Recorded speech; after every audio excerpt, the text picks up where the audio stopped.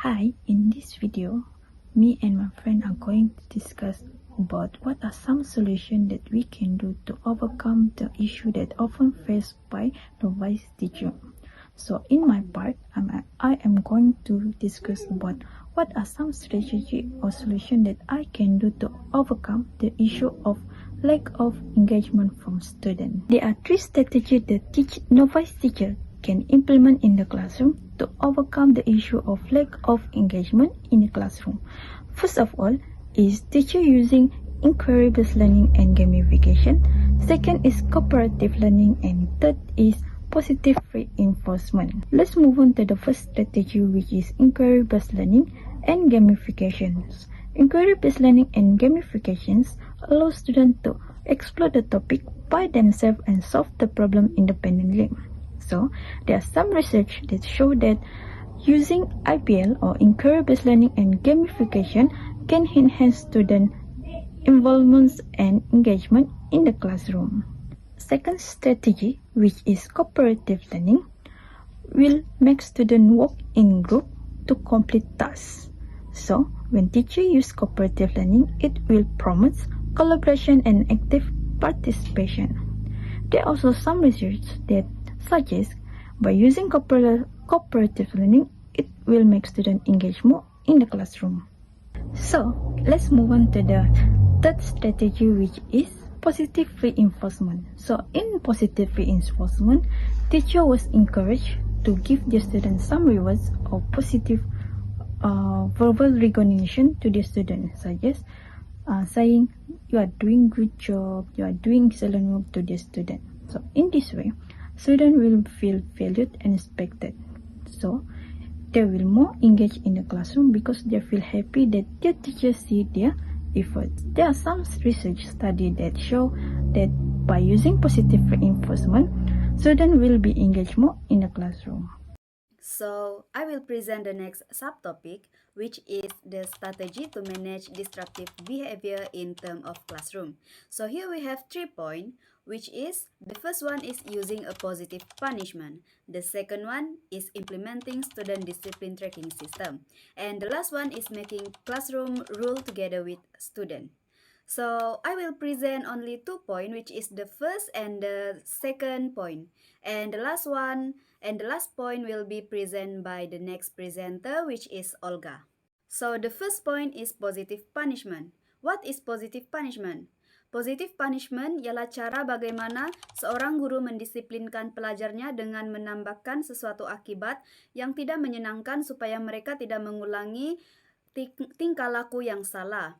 Oke, sebagai contohnya, jika terdapat pelajar yang membuat bising ketika guru sedang mengajar, guru tuh boleh mendenda pelajar tuh dengan memindahkan kedudukan mejanya di barisan hadapan. Hal ini agar pelajar itu dapat membuat refleksi diri dan menyadari kesalahannya.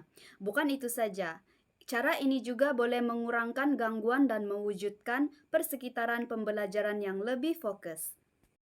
Next point is a student discipline tracking system, atau dalam bahasa Melayunya, sistem sasia diri murid, atau singkatannya SSDM. Apa itu SSDM? SSDM dia ialah sebuah sistem yang memantau disiplin pelajar yang bertindak sebagai kaedah untuk merekod dan memantau tingkah laku pelajar.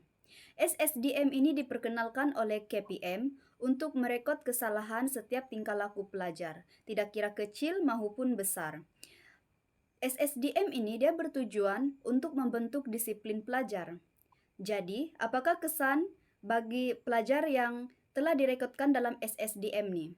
Antara kesan dia adalah menjejaskan peluang pekerjaan mereka pada masa hadapan. Kenapa? Karena ia boleh diakses oleh setiap pihak, terutama sekali pihak majikan. So the last strategy of this is making classroom rules together with the student. This is the easy way to control this sad behavior among the student, because this action is an agreement between the teacher and the student. Dan peraturan yang dibuat secara bersama ini lebih membantu dalam meningkatkan tanggung jawab dan kepercayaan pelajar terhadap peraturan di dalam kelas. Dan mereka akan lebih patuh dan mematuhi peraturan yang mereka sudah tetapkan secara bersama. but the teacher must ensure the rules are logic and relevant before implementing it in the classroom. So now we're moving to the next strategy of managing class, organize. And the first strategy is organize classes according to the need of learning activity. This classroom layout play a crucial role in creating a conducive and effective learning environment among the students. And one of the best layout to use is station-based learning. This is because this layout encourages student-centered activity and where students can discuss, also share their idea with the friend in the group. The second strategy for managing class organization is using a lesson planning schedule to ensure that learning resources are organized.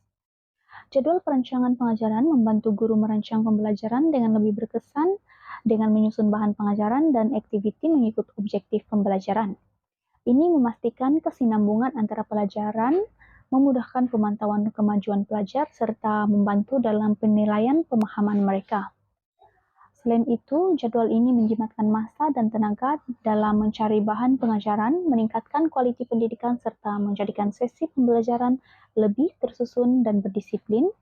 Dengan perancangan yang jelas, guru dapat mengurangkan tekanan dan memberi tumpuan sepenuhnya kepada pengajaran di dalam kelas.